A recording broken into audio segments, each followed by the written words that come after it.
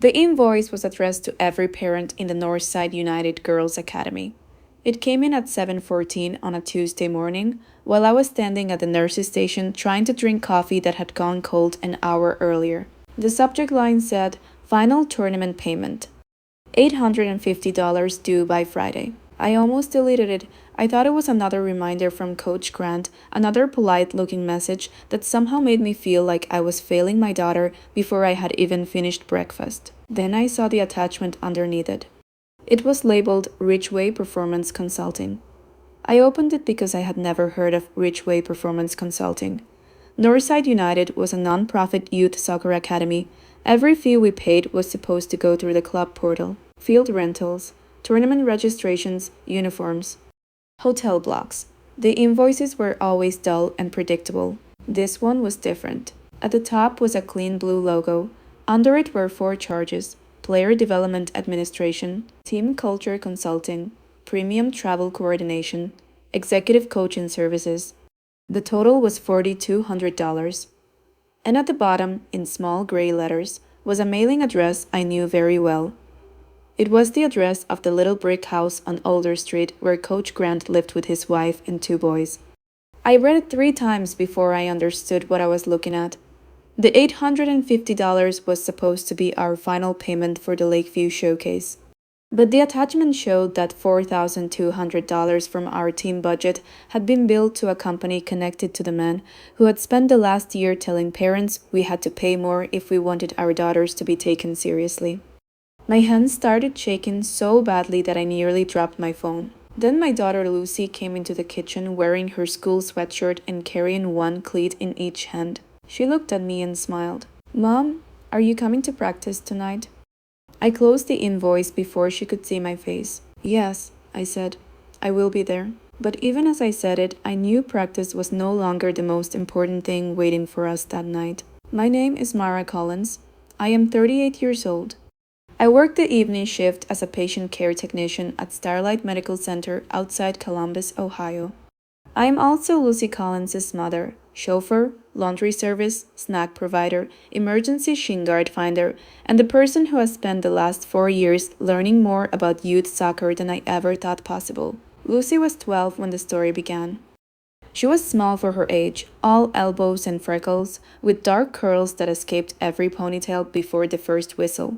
She did not talk much around adults, but put a soccer ball at her feet and she became fearless. She could see passing lanes that older girls missed. She could take a first touch with either foot. She did not score the most goals, and she did not run the fastest, but she made the players around her better. Her middle school coach noticed it first. Then a volunteer from Northside United saw her play at a weekend rec tournament. Northside was not one of those famous academies with private buses and coaches from overseas, but it was competitive. Girls from Northside had moved on to strong high school programs, college camps, and regional teams. For Lucy, it felt like someone had opened a door she did not know existed. The annual cost was more than I could comfortably afford. The club fee was $2,400. Then there were uniforms, travel, hotel rooms, cleats, indoor training, and the endless small things that somehow added up faster than the big ones. I told Lucy we could apply for a payment plan. I told her we would look at financial assistance. I told her none of it was guaranteed. She listened quietly. Then she said, "If it is too much, I can just stay in rec." That sentence hurt more than I expected.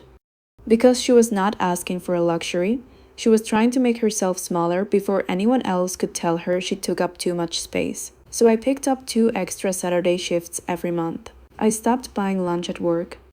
I sold the old dining table that had been sitting in storage since my divorce. I learned how to stretch chicken, rice, and frozen vegetables into meals that lasted 3 nights, and Lucy made the team. Her first practice jersey was white with a navy number 8 on the back. She slept with it folded beside her bed the first week. For a while, Northside felt worth every sacrifice. Then Coach Grant became our head coach. His full name was Nathan Grant, but everyone called him Coach Grant because he liked the title to hang in the air after people said it. He was 40-something, broad-shouldered, always wearing a quarter zip with the club logo embroidered above his heart. He had played college soccer 20 years earlier and mentioned it often enough that I knew the name of his old conference without ever looking it up. At first, I thought he was demanding because he cared. He told the girls they needed discipline. He told us parents that elite sports required sacrifice. He said that every family had to decide whether it was serious or whether it was just taking up a place on the roster. That last part bothered me. But Lucy loved the training. She came home exhausted and happy. I told myself I could tolerate a difficult coach if she was learning. The first fee surprise came in October. Coach Grant announced a mandatory leadership weekend at a hotel near Dayton. The cost was $325 per player. It included a meeting room, a guest speaker, and a team dinner. Several parents asked whether the weekend was optional because it had not been listed in the original budget. Coach Grant smiled in that patient way people smile when they want you to feel slow. He said, "Nothing is mandatory if you are comfortable with your child falling behind." No one argued after that. I paid the money in 2 installments. The second surprise came before winter training. Another $200 for advanced video analysis. Then $180 for required recovery equipment. Then $75 for a fundraising platform fee, even though the girls did most of the fundraising themselves by selling discount cards outside grocery stores. Every time someone asked where the money went, Coach Grant had an answer ready. Better facilities, better exposure, better opportunities. And every time he added some version of the same warning. Elite sports are not cheap. That is simply reality. He never said the words poor parent at first. He did not have to. He could look at my old silver Honda with the cracked side mirror. He could see my scrubs when I came straight from work. He could see that I always paid in installments, while some parents paid the full season before the first practice. He knew exactly where to aim his comments. The first time he did it directly was after a Thursday practice in January. The girls were finishing sprints. I was standing near the fence with my coat pulled tight, checking the weather because snow had started blowing across the field. Coach Grant walked over, holding a clipboard. "Mara," he said, "we still have not received your January travel payment."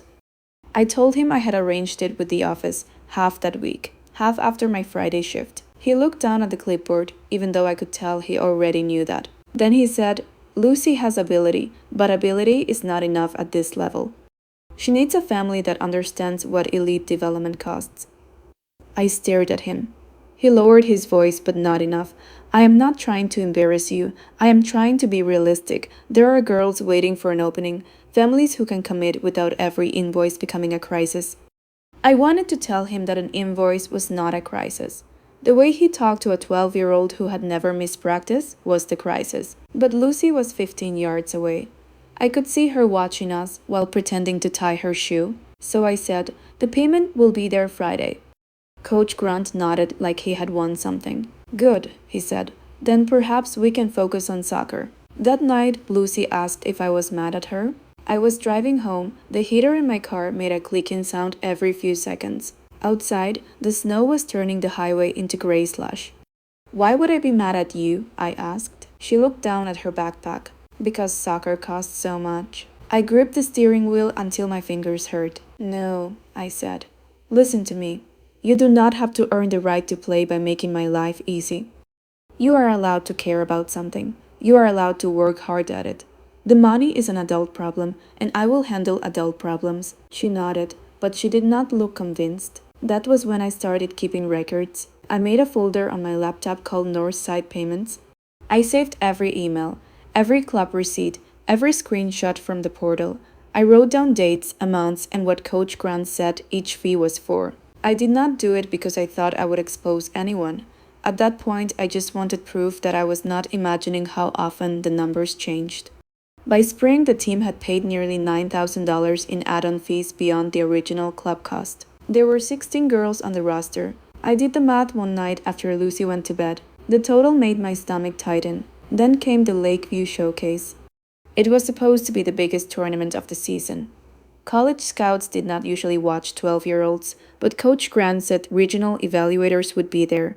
He said the girls had to attend if they wanted to stay on the development track. The tournament was in Chicago. The fee was $850 per family, not including transportation. Coach Grant said the club had negotiated special hotel rates and that all players had to stay in the assigned hotel to build team culture. Several parents complained privately. I knew because they called me. There was Kayla's father, who drove a delivery truck and had 3 children.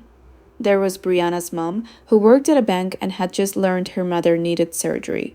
There was Simone's grandmother, who was raising Simone after her parents lost custody. But nobody wanted to be the one who challenged Coach Grant publicly. He controlled playing time, he chose tournament lineups, he recommended players for regional training. At least that was what everyone believed. I did not blame the parents for being scared. I was scared too. Then Coach Grant made the mistake of sending me the wrong invoice. I printed the Ridgeway document during my break at work. I folded it into my purse. All day, I kept touching the edge of the paper as if it might disappear. At lunch, I searched the company name on the Ohio Business Registry. Ridgeway Performance Consulting was real. It had been registered 8 months earlier. The owner was Nathan Grant. I stared at the screen until the letters blurred. The company address was his home address. The registered agent was his wife, Lauren Grant. The business description was Youth Sports Consulting. That did not prove he had stolen money. Maybe Northside had contracted his company for something legitimate. Maybe there was an explanation for the charges. But then I opened the original tournament budget in the club portal. The hotel bill had already been paid directly to the hotel. The tournament registration had already been paid to the tournament organizer. The bus deposit had been paid to a transportation company. The Ridgeway invoice was not replacing any of those costs. It was extra. And it was due 3 days before the parent payment deadline.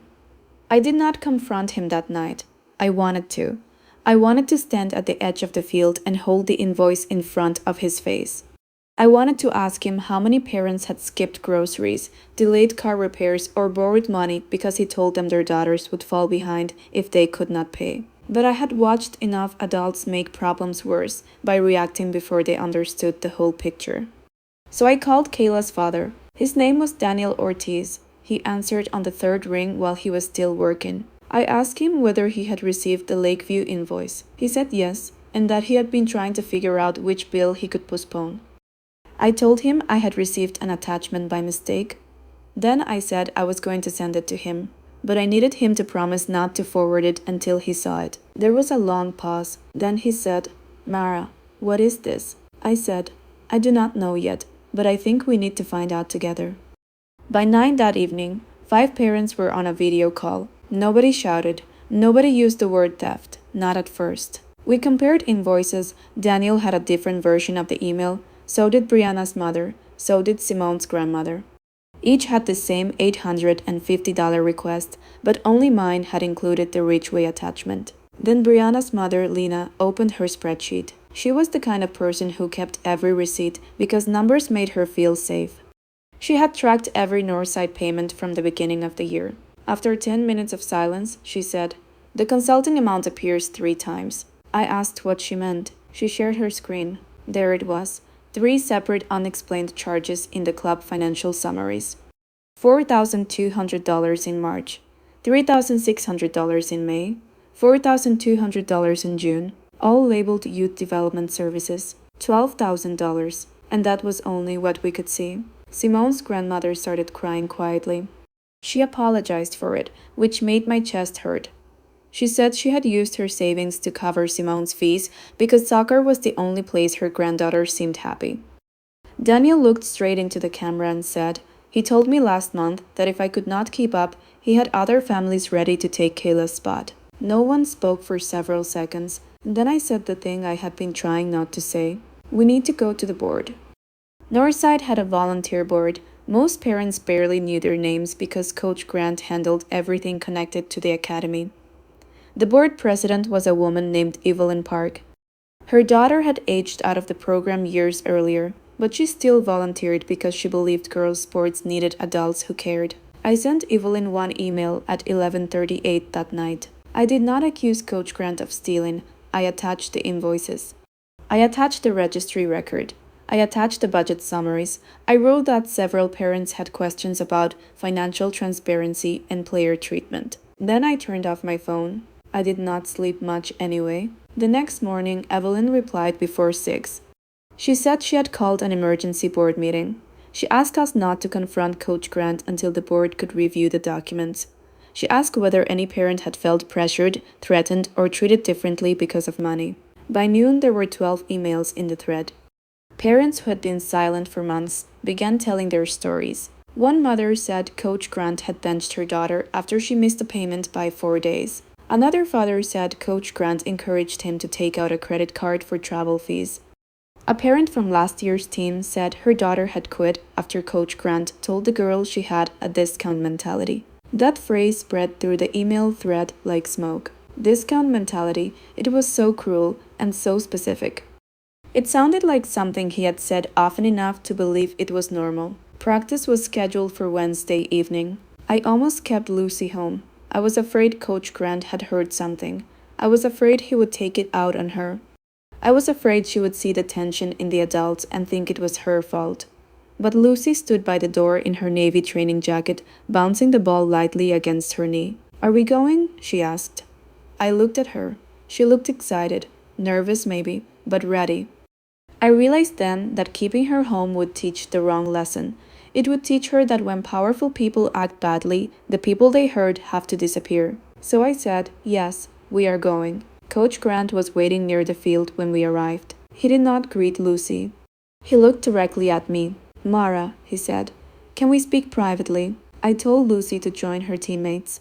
Then I followed him toward the far end of the parking lot, where the field lights did not reach as brightly. He folded his arms. "I understand you have been asking questions about club finances." "I have been asking questions about invoices," I said. His face barely changed. "That attachment was confidential. It was sent to me. It was sent in error. Then explain it." For the first time since I had known him, Coach Grant looked uncertain. Then he recovered. "Ridgeway is a consulting entity. The club uses it for administrative services. This is normal in youth sports. Was the board aware that the company belongs to you?" His jaw tightened. "You do not understand how this industry works." There it was again, the same voice, the same dismissal. I took a breath. "You are right about one thing," I said. "I do not understand why a coach would tell a mother she is too poor to understand elite sports while charging her team through his private company." His eyes flashed. "I never said you were too poor. You said Lucy needed a family that understood what elite development costs." "I was talking about commitment." "No, you were talking about money." He stepped closer. "You need to be careful. There are consequences when parents create drama around a team." My heart started pounding. But something had changed since the night before. I was no longer one tired mother standing alone in a cold parking lot. I said, "Then I guess we will see what the board thinks about the consequences." I walked away before he could answer. The board meeting took place 2 days later in a community center conference room. There were fluorescent lights, folding chairs, and a long table with a dented coffee urn at one end. Nothing about it looked important enough to change anyone's life. But when I walked in, 12 parents were already there. Daniel sat beside Lena. Simone's grandmother held a folder on her lap. Evelyn Park sat at the head of the table with 2 other board members. Coach Grant sat across from us in his Northside quarter zip, looking calmer than anyone had a right to look. His wife was there too. She sat near the door with her hands clasped tightly together. Evelyn began by explaining that the meeting was a preliminary review, not a final judgment. She said the board had requested records from the club accountant and outside vendors. Coach Grant nodded as if he welcomed transparency. Then the accountant joined by speakerphone. His name was Michael Avery. His voice sounded nervous. He confirmed that Ridgeway Performance Consulting had been paid from the team operating account 3 times. Evelyn asked whether the board had approved the payments. Michael paused. Then he said the invoices were submitted under Coach Grant's program expense authorization. Evelyn asked whether the invoices disclosed Coach Grant's ownership of the company. "No," Michael said. The room went still. Coach Grant leaned forward. "Those services were real. I did not hide anything. I provide consulting beyond field coaching, scheduling, player evaluations, travel coordinations." Lena asked, "Why did we pay a separate travel coordination fee after we already paid the travel company?" Coach Grant looked at her. "Because coordinating a high-level program takes work," Daniel said. Then why did you tell us the Lakeview payment was for the tournament? Coach Grant did not answer right away. I watched his eyes move around the room. He was looking for the weakest person there. The parent who would look down, the one who would apologize for asking. This time, no one did. Evelyn placed another document on the table. It was an email from the Lakeview tournament organizer. The tournament had charged Northside $1,600 for team registration. That fee had been paid in full 2 months earlier. There was no additional tournament charge. The $850 per family had never been requested by Lakeview. Coach Grant's wife closed her eyes. He turned toward her sharply, as if he had forgotten she was there. Then he looked back at the board. That money was intended for expanded player development, Evelyn said. But the parent email said it was the final tournament payment. It was a communication shortcut. A communication shortcut, Daniel repeated. Coach Grant's voice rose. You people want elite results without understanding elite costs. You complain about every dollar, then you expect me to produce opportunities for your daughters. That was when Simone's grandmother stood up. Her hands were shaking, but her voice was steady. My granddaughter is not an opportunity for you to bill, she said. She is a child. No one clapped. It was not that kind of room, but I felt something move through all of us. Not relief, not yet. Recognition. The board placed Coach Grant on immediate administrative leave that night. They suspended all additional fees. They hired an independent accountant to review the past 2 seasons. The investigation lasted 6 weeks.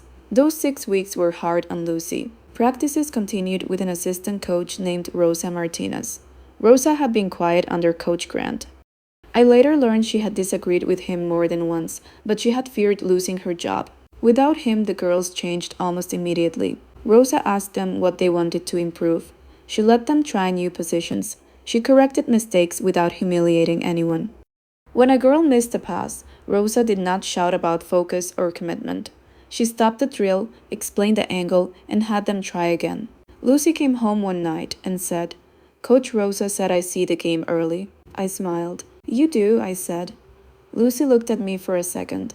Then she asked, did Coach Grant not like me because we did not have as much money? I had prepared myself for questions about the investigation. I had not prepared for that. I sat beside her on the edge of her bed. No, I said. Coach Grant had problems that had nothing to do with you. He made some adults feel ashamed about money because it gave him power over them. That was wrong. But he always said the girls with private trainers were more serious. Having more money can buy more things, I said. It can buy extra lessons, travel, equipment. But it cannot buy your vision. It cannot buy your work ethic. It cannot buy the way you make your teammates feel when you pass them the ball at exactly the right moment. She was quiet. Then she said, do you think I am good enough? I put my hand over hers. I think you are good enough to keep learning, and I think you deserve adults who help you learn instead of making you feel like you owe them something for the chance. The independent review found that Ridgeway Performance Consulting had received $19,400 from Northside over 2 seasons. Some services had been loosely described. Some had no written scope. Several parent payments had been presented as mandatory tournament or development fees without clear board approval. The club did not release every detail publicly. They said there were legal and personnel matters involved. I understood that. Not every answer belongs in a group email. But the board did announce several changes. No coach could approve payments to a company they owned. All fees had to appear in the club portal with a plain language explanation. Families could request payment plans without discussing them with coaches. Financial assistance would be confidential. And playing time could not be tied to fundraising or payment status. Coach Grant did not return. I heard later that he tried to start a private training program across town. I do not know whether it succeeded. I stopped caring. What mattered was what happened at Northside. The board refunded part of the Lakeview payment. It was not everything, but it was enough for me to fix the mirror on my car and replace Lucy's cleats before the soles split completely. More importantly, families began talking to one another. Daniel started a carpool schedule. Lena created a shared spreadsheet for travel costs and scholarships. Simone's grandmother organized snack rotations so no one felt embarrassed about showing up empty-handed. At the next parent meeting, Evelyn stood at the front of the room and said, A strong program is not one that finds the families with the most money. It is one that gives talented kids a fair chance to grow. I looked around the room. Some parents were in business clothes. Some came from shift work. One dad still had paint on his hands. One mother had a baby asleep against her shoulder. We were not all the same. But for the first time, nobody was pretending money made one family more deserving than another. 2 months later, Lucy's team played in a spring tournament in Cincinnati. It was not Lakeview. It was smaller. There were no big promises about scouts or elite exposure. The hotel was optional. The schedule was organized. The fees were posted clearly, down to the cost of the field rental. On Sunday morning, Northside was down by 1 goal with 6 minutes left. Lucy had been playing midfield. Her socks were muddy. Her curls had come loose. She looked tired, but she kept scanning the field. A defender cleared the ball toward the center line. Lucy trapped it with her left foot, turned away from pressure, and saw Kayla sprinting down the right side. For 1 second, the pass did not look possible. Then Lucy sent the ball through a narrow space between two defenders. Kayla reached it in stride and scored. The parents on our sideline exploded. Not because it was a college showcase, not because anyone important was watching, not because the goal would lead to money or status or a line on somebody's resume. We cheered because our girls had worked for it. The game ended in a tie. Then Northside won on penalty kicks. Lucy did not take one. She was not one of the designated shooters. Years earlier, Coach Grant might have treated that as proof she was not a star. But when the final kick went in, Lucy ran onto the field with everyone else. She threw her arms around Kayla. Then she turned toward the sideline looking for me. I held up both hands. She smiled so wide that I could see the little gap between her front teeth. On the drive home, she fell asleep in the passenger seat with her medal in her lap. I kept the radio low. Rain tapped softly against the windshield. The road unspooled in front of us, dark and shining under the streetlights. At a red light, I looked over at her. For so long, I had thought my job was to protect her from disappointment. To work harder, save more, say yes to every fee, and make sure she never felt the limits of our life. But I had been wrong about part of that. My job was not to prove that we could afford everything. My job was to show her that people do not get to measure her worth by what I have in my bank account. They do not get to shame her for the car I drive, the shifts I work, or the payment plan I need. They do not get to turn her talent into a product and then make her feel grateful for being allowed to have it. Lucy stirred in her sleep and tightened her hand around the medal. I looked back at the road. Coach Grant had called me too poor to understand elite sports. Maybe he was right about one thing. I did not understand his version of it. I did not understand a system where adults made children feel disposable because their families could not pay fast enough. I did not understand why transparency was treated like disrespect, or why asking where the money went was considered drama. But I understood something else now. I understood that a good coach does not make a child feel expensive. A good team does not make a family feel alone. And my daughter did not need someone else's permission to belong on that field. She already did.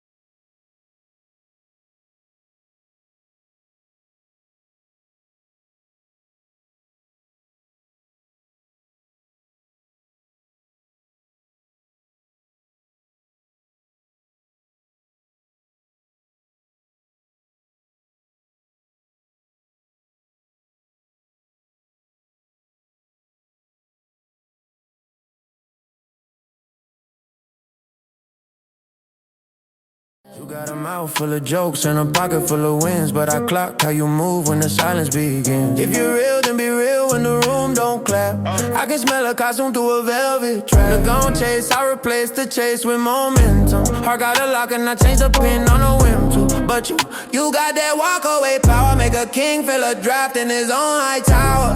That mean me playing no smoke, no theater. Touch my mind first, that's the real feature. Two big egos, one lane, no brakes. If it crash, let it crash from the choices we made. Don't flirt, weak bargain, heat with a fine print. Kiss like a dare, leave a mark, no fingerprint. If it's love, it moves loud, no maybe in the air. Step in, hold steady or don't come near.